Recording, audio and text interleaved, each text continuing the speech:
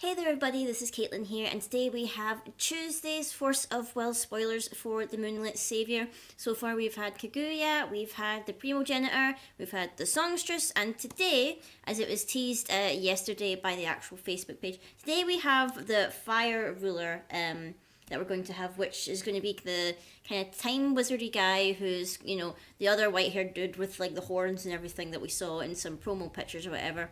So I'll be like reading off my tablet or whatever, so I can see what's going on. And obviously, I'll put a description below for the full article so that you can kind of read along with me as we discuss the stuff that's going on. I can't remember what the actual name of the spoiler article was. I didn't remember it as fondly as Shion's one.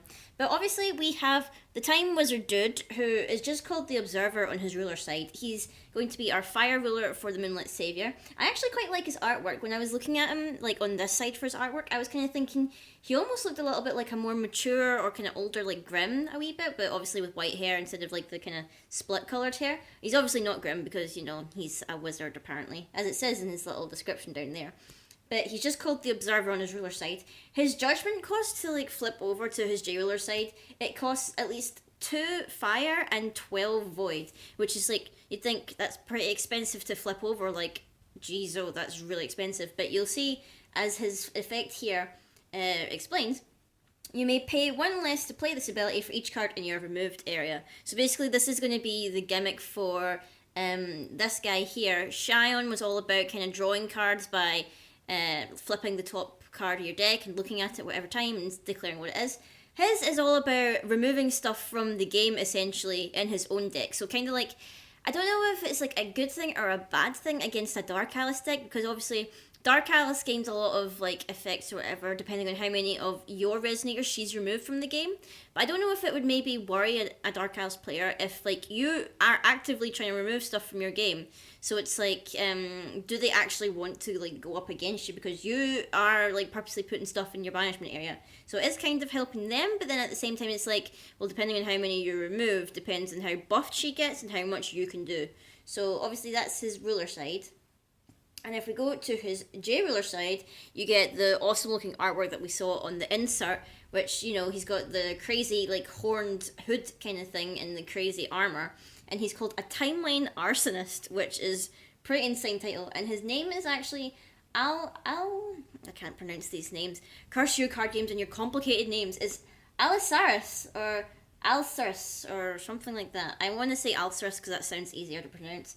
But funnily enough, when I was looking at, someone made, I can't remember who it was exactly, it's one of the kind of like official guys who like revealed the spoilers or whatever. He made like a sort of like, not a family tree, but like a flowchart of relationships between all the rulers and all that in the world currently. And this guy here, the kind of time wizard dude, he was labeled as the Primogenitor's partner, not his minion, but a partner. He also doesn't have like the Gil like in his name that the other 2 minions had, Sylvia and Blazer, obviously. So I don't know if it's implied that he's more like, he's not a minion of the progenitor, he's like his partner. So I don't know if that means they're like, I mean, I would almost say they're kind of like brothers because they looked quite similar. Like, I thought they were maybe the same person at first when I looked at the 2 different arts, but they're different people. But I don't know if maybe they're either related and that's why they're partners or whatever, or they're like partners in crime / time or whatever. But looking at this guy's abilities, he's kind of got a thing similar to the Primogenitor, is that when he enters the field, you can search your deck for his field card, which is Blazing Metropolis Vel Severia. You reveal it and put it in your hand, and then shuffle your deck. So you don't play it on the field, you keep it in your hand, or whatever, and then shuffle the deck. Resonators you control even, gain Swiftness, Target Attack, and First Strike. So everything on your field can get that now. It's like, you don't have to worry about whether it has it or whatever, you just play it and boom, it's got all those effects. You don't even need to worry about anything else. You might as well just play stuff that all has flying, so then you can just fly over and hit your opponent. And then his God's art is called Total Recall, which I don't know why, I find that kind of funny that it's Total Recall or whatever. It's 2 fire and 2 void, and what it does is it deals 100 damage to each J/Resonator your opponent controls for each card in your removed area, which is why I was thinking it's either a bad thing or maybe a good thing to play against Dark Alice, because they will know that the more stuff you have in your removed area, the more damage you're going to do when you eventually God's Art. Because like, you imagine you have at least 12 cards in your removed area. That's like 1200 damage to each one, like each Resonator, J Resonator. That could probably kill most J Resonators now that I think about it. I don't know if it can kill Valentina 2.0. It depends on when they flipped her. But then after that, you can put any number of cards from your removed area into your graveyard, and you can only play it once per turn.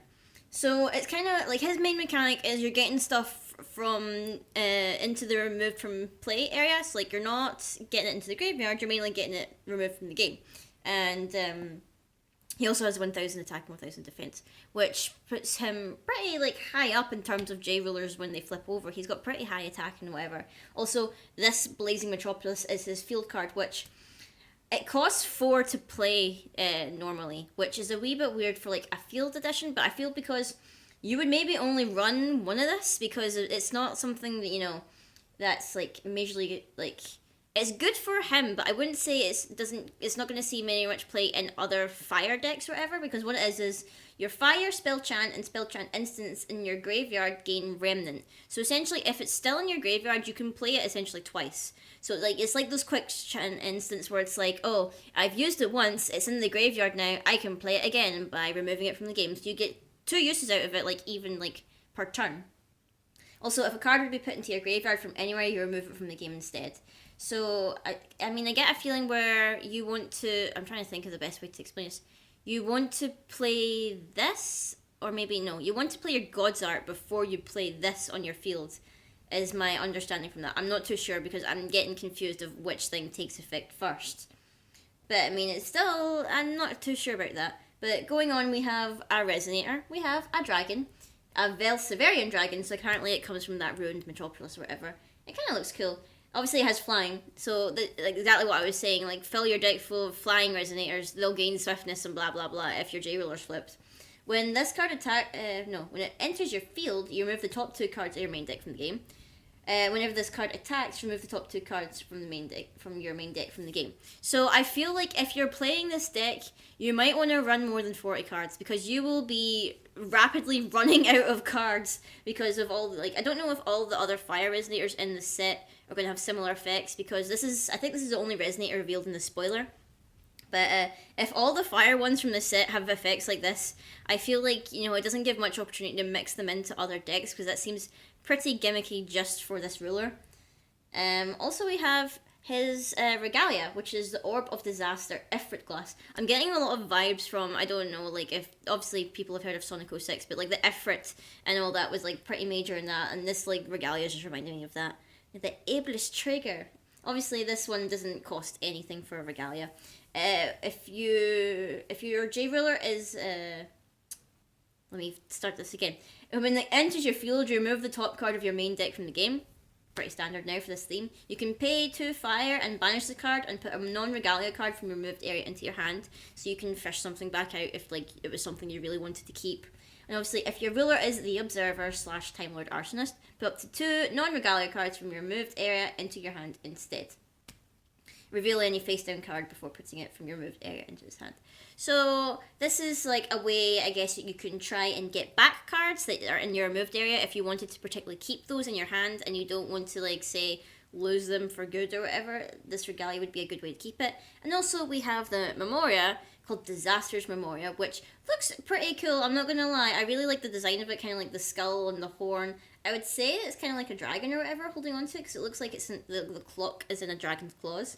If your ruler isn't the Observer, it comes in rested, so similar to Shion, where if you don't control her, the Memoria gets rested or whatever. You produce fire with this, and also you can tap this and remove the top card of your main deck from the game. So kind of like the opposite with Shion, where you could look at the top card of your deck. This one removes the top card of your deck from the game. That's all that's for the spoilers. Again, I'm still not quite sure how I feel about the kind of Observer, Time Arsonist or whatever. I think he's a pretty cool looking guy. I like the lore or whatever that seems to be like focusing around him. Personally, I don't think I'd be comfortable playing him. It just sounds like too much of a risk-reward kind of thing. Like, I don't know how I'd feel about, you know, losing my own cards. I don't know. I'm not that much of a risky player to, like, do with that kind of strategy, which is kind of why I preferred, like, why I preferred Shion's strategy, where it was just, like, you know, keeping an eye on what's on the top of your deck or whatever, you know, getting more intel on it, like, being more comfortable with what you're playing because you know what's coming up or whatever. I'm not too comfortable with this guy. Like, I like his design, I like his lore, whatever.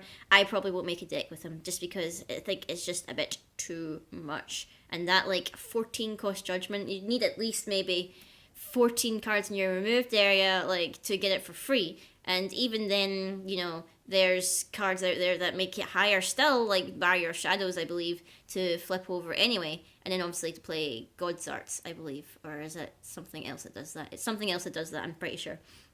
But anyway, guys, that's my little thoughts about the spoiler article.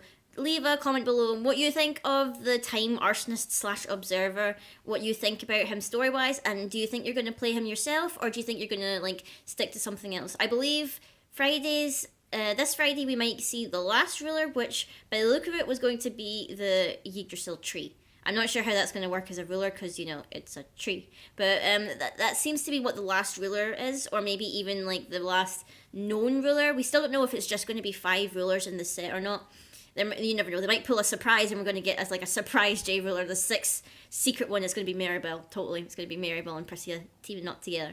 That would be quite funny. But leave a comment below, guys. Let me know what you think about these spoilers. And I'll see you guys in the next video. See you later.